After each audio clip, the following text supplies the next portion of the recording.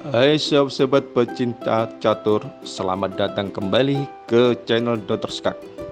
Pada video ini saya akan berbagi strategi pembukaan catur yang luar biasa untuk pembukaan The Bishop yang akan membantu putih mengembangkan keterampilan catur baru dan ide pembukaan. Saja putih menjalankan E4 dijawab E5 gajah C4. Langkah ini cukup efektif dan membentuk pembukaan yang kokoh ya. Dan ini menjadi suatu pilihan yang aman dan yang jarang dipakai secara umum. Kebanyakan adalah kuda F3. Hal ini dapat memberikan kemenangan yang bagus buat putih. Kita lanjutkan. Hitam biasa menjawab dengan kuda F6 menyerang pion E4.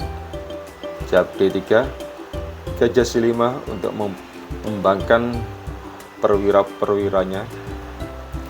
Putih menjawab dengan kuda C3, D6, dan di sini putih menjalankan F4. Langkah ini menyerupai gambit raja ya. Tidak seperti gambit raja di mana F4 ini tidak bisa langsung dibela oleh gajah C1. Kalau di sini bisa dibela oleh gajah C1. Majunya pion ke F4 ini dalam banyak variasi.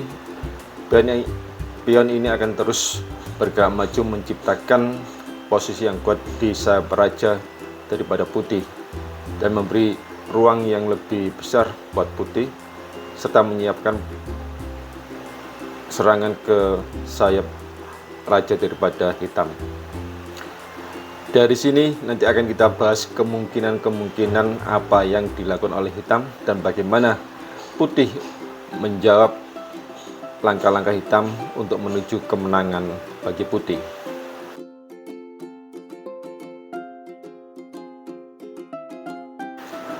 Untuk yang pertama, bagi pemain yang agresif adalah kuda G4 mengancam kuda ke F2, garpu menteri dan benteng hitam. Putih tidak gentar akan itu karena sudah dipersiapkan dan bukan suatu langkah yang blunder dari putih, yaitu dengan F5.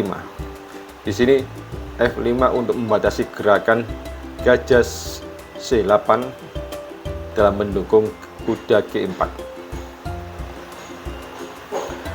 Di sini putih mengabaikan ancaman daripada hitam kuda ke F2 karena dia sudah menyiapkannya, yaitu dengan langkah menteri H5.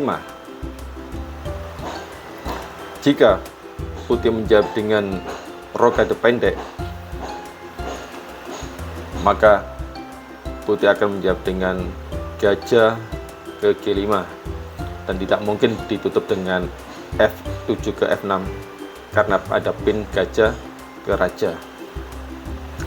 Jika menteri ke E8, maka kuda ke D5.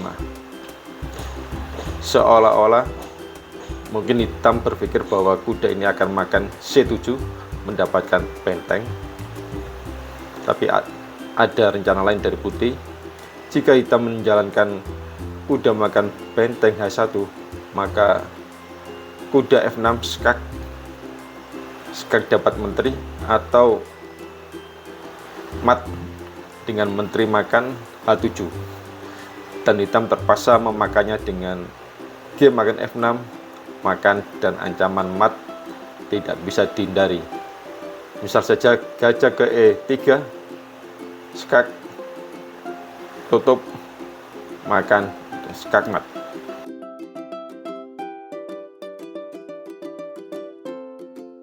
Kita lanjutkan alternatif yang kedua.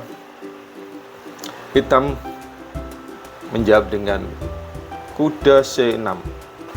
Di sini putih tetap menjalankan rencananya, yaitu dengan F5. memberikan keuntungan ruang yang signifikan di sayap raja, serta membatasi gerak daripada gajah C8 daripada hitam. Dan ini juga menyulitkan hitam untuk mempertahankan sayap raja secara efektif setelah putih menjalankan F5. Hitam melanjutkan rokade pendek, putih menjawab gajah G5, H6. Seperti yang tadi, gajah bukannya mundur, malah didukung oleh pion H4. Jika makan kuda 7, menteri H5 ancaman skakmat, benteng E8 memberi ruang untuk pelarian raja hitam, makan raja ke H8, makan dan menteri H5 skakmat.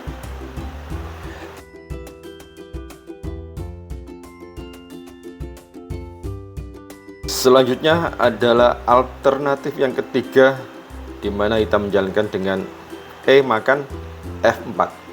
Langkah ini malah membuat putih menang tempo ya, dengan gajah makan F4.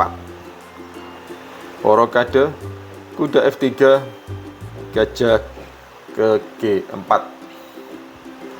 Mungkin banyak yang berpikir bahwa dengan mengepin kuda F3 dengan gajah G4 adalah jurus yang kuat buat hitam, tapi sebenarnya tidak sekuat yang kita lihat ya. Nanti akan ada video terpisah yang menjelaskan bagaimana putih dan menghukum hitam karena memainkan langkah ini. Tapi untuk saat ini kita fokus yang ini dulu, jadi jangan kemana-mana, tetap ikuti channel Dr. Skak. Kita lanjutkan. Putih melangkah dengan H3. Jika hitam melanjutkan dengan gajah H5, maka G4, gajah ke G6, menteri D2, kuda C6, rokade panjang mempersiapkan serangan ke sayap raja putih hitam ya, dan kuda D4, makan dan H4. Di sini dengan kemungkinan sangat bagus bagi putih untuk menyerang lebih cepat ke pertahanan raja hitam dibandingkan dengan serangan balik dari hitam. Jadi saya kira untuk video kali ini kita cukupkan. Semoga bermanfaat dan membuat Anda bahagia dan semakin meningkat keterampilan serta pengetahuan Anda dalam bermain catur. Sampai jumpa di video menarik saya berikutnya.